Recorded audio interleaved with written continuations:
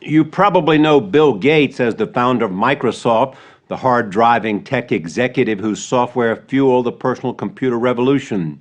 You might also know him as the longtime richest man in the world who left Microsoft 5 years ago so he could work full-time, giving his money away. We had the chance to witness Bill Gates 2.0, the man you don't know.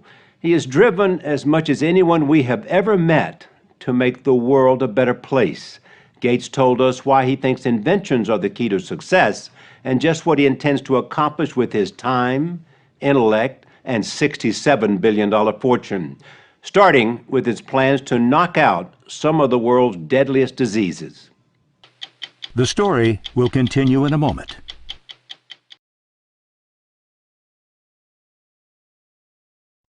You're going to spend the next 20 years of your life trying to eradicate disease, yes? Yep. That's your mission. That'll be the majority of my time. Starting with polio, Get it done by 2018. tuberculosis, Take probably 6 or 7 years. malaria. Malaria is the one that the tools are being invented now, 15 or perhaps even 20 years, but start to really shrink that map. These are the people Gates wants to help. They are what he calls the bottom 2 billion, a third of the world's population that struggles on less than $2 a day. They are poor, hungry, lack electricity and clean water. Gates' most urgent goal: help the millions of children under 5 who die every year, 1 every 20 seconds, from preventable diseases. No one alive that I know of has said, my goal is to eradicate a disease, and then another disease, and then another disease. Yeah. This is somebody that dreams high. Yeah, because I'm excited about that, and it's doable. Today, Gates spends most of his time here at the Bill and Melinda Gates Foundation in Seattle. He runs it with his father, Bill Sr., and his wife, Melinda, whom he credits with being a driving force behind the foundation. There are over 1,100 employees to help them decide which programs to fund. But Gates still visits sites around the world to see what's working and what's not. I welcome Bill Gates to our school. The government of Ghana and all school-age children are grateful for your support. Very well done. Great to be here. The grants here go towards school nutrition, This is spinach. improving agriculture, We don't have enough water in the river.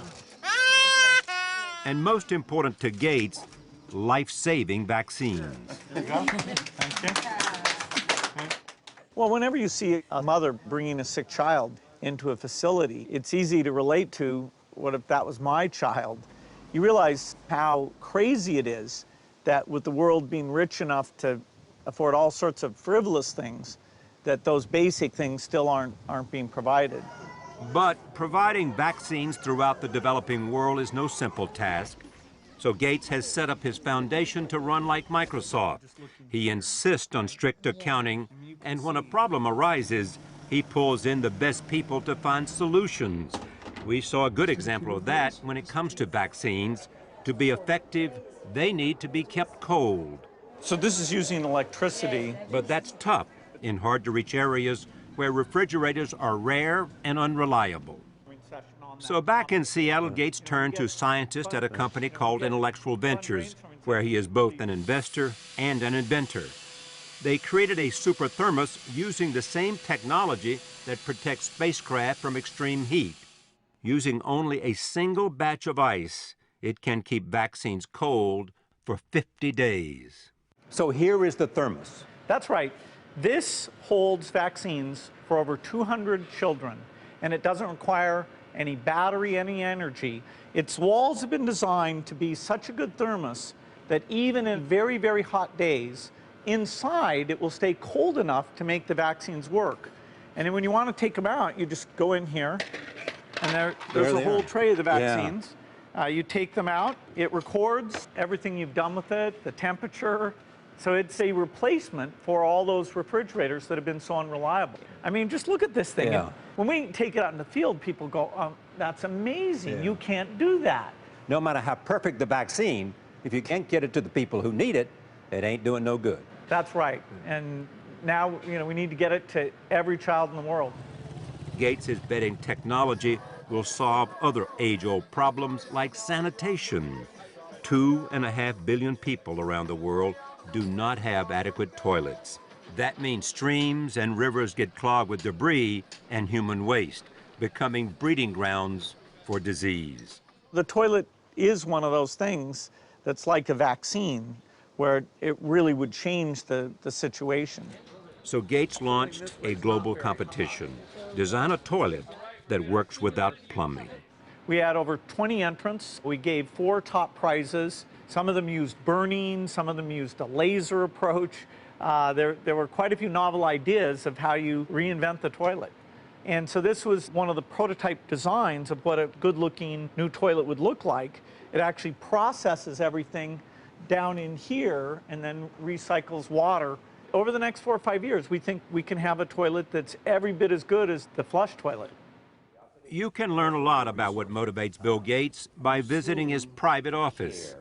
He showed us why he draws inspiration from the Italian genius Leonardo da Vinci.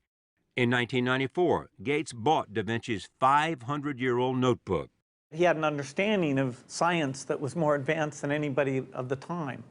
The notebook we have here is one where he's thinking about water, and he's looking at how it flows when it hits barriers and it goes around, comes back together. He's actually trying to understand turbulence. You know, how should you build a dam? How, does it erode away?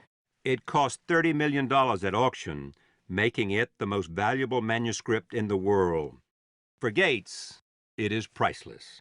It's an inspiration that one person, off on their own, with no positive feedback, nobody ever told him, what was right or wrong, that he kept pushing himself, found knowledge in itself to be a beautiful thing. Gates scoffs at any comparison to the great Leonardo, but a look around his private office reveals a man equally obsessed with understanding his world. Can I look at these? Sure. This is the weather one, meteorology. My very first course that I watched is this geology course. This is a whole series on the joy of science, mathematics, philosophy, and the real world. Gates' collection of DVDs contains hundreds of hours of college lectures that this famous Harvard dropout has watched. The more you learn, the more you have a framework that the knowledge fits into.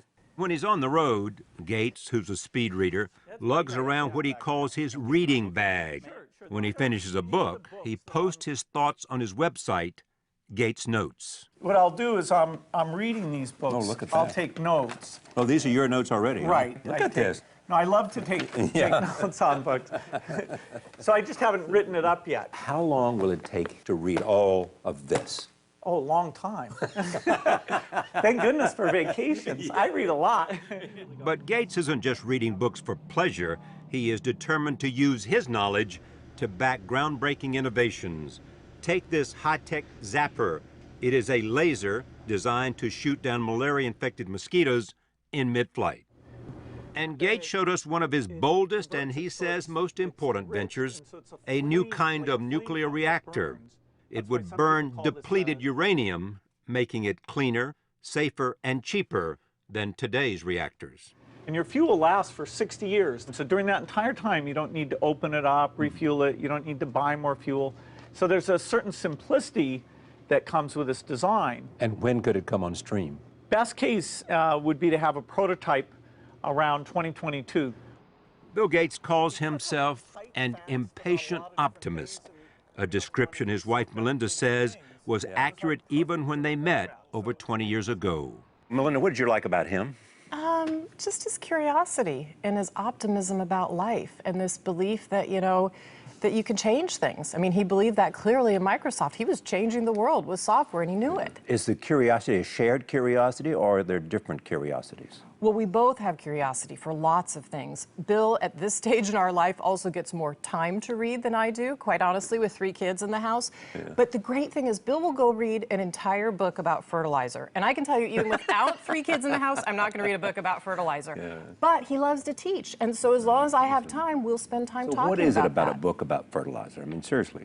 Fertilizer is very interesting. We couldn't feed a few billion people would have to die if we hadn't come up with fertilizer. How do you find a balance in all this? Father, chairman of a major company, a foundation, and then all these other ventures. How does the balance come to you? I don't mow the lawn. You found somebody to do that? Absolutely. He's come a long way from that teenage prodigy obsessed with writing computer code. Over nearly 4 decades, we've watched Bill Gates help lead the digital revolution with what he now admits was a fanatic and relentless determination. You guys never understood. You never understood the first thing about this. I'm not using this thing. In the early years, there was a demanding guy, there was a driven guy, there was an obsessed guy, there was, some say, an arrogant guy. Have you changed? I've certainly learned. When I make a mistake, you know, and my thinking is sloppy, I like to be very hard on myself. Like, that is so stupid. How could you not see how those pieces fit together? And that way that you're, you know, very disciplined yourself and careful about your thinking, you don't want it to extend out to when other people may not get something quite as quickly. It's like, oh, you know, how come you don't get this thing? Is he mellowed at all? I hope any of us in life mature, right? We all mature. But look, I wouldn't have married Bill if there wasn't a huge heart. With all the adjectives you just used about how he drove his career, which was very successful for Microsoft, there was an enormous heart, always there. No question Gates has softened with age. Just listen to how he reflected on his often tumultuous relationship with the late Apple CEO Steve Jobs. He and I, in a sense, grew up together.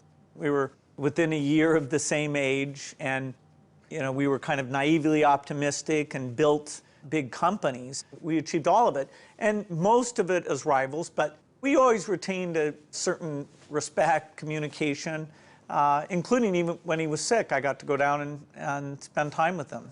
And talked about what? Oh, about what we'd learned, about families, anything. Today, Gates says he gets advice on patience and generosity from his friend Warren Buffett, who 7 years ago entrusted the majority of his fortune to the Gates Foundation, and from his father, Bill Sr., a lawyer who prodded his son into giving his money away. You've said before this is your hero. Why? Well, my dad has integrity. He's got a humble approach to things. He's calm and wise about things. It's just a huge influence to always, you know, want to live up to a great example. Someone said to me, your son may be the most influential person in the 21st century.